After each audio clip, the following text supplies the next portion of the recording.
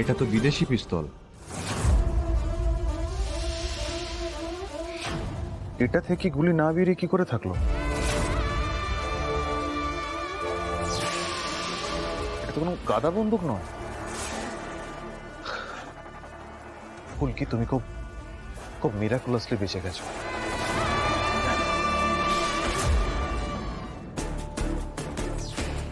আর এই লোকটি বা কি? আপনারা কেউ চেনেন নাকি একে? ভাড়াটে গুন্ডা হবে আর কি।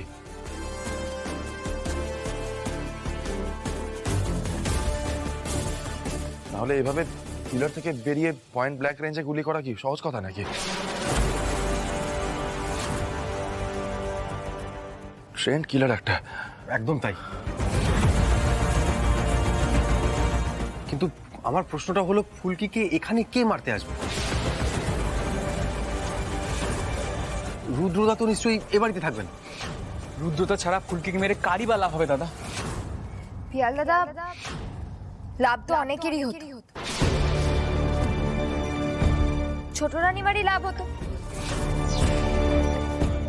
আমাকে মেরে ফেললে তো সে নিজের সম্পত্তিটা ফেরত পেত, তাই না?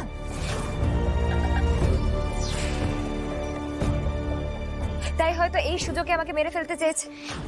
ঠিক বলছি না? তুমি বলো। আবার ফুলকি, আবার আবার তুমি আমার মায়ের মিথ্যে অভিযোগ করছো, তাই তো? কোনো অভিযোগ করছি না আমি। লাভ তো হতো, এটা তো তুমিও মানো। বলো। ইন্দ্র, তুমি মাকে ডাকো তো।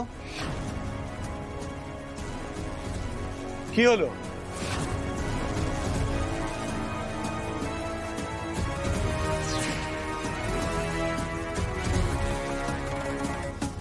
কি হলো?